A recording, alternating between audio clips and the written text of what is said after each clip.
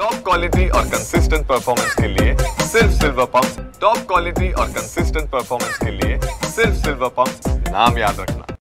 पूर्णपणे रत्नागिरीकरांसाठी हे मोफत या ठिकाणी रुग्णालय असेल आणि तुम्ही बघू शकता की अद्ययावत अशी यंत्रणा या ठिकाणी उभारण्यात आलेली आहे।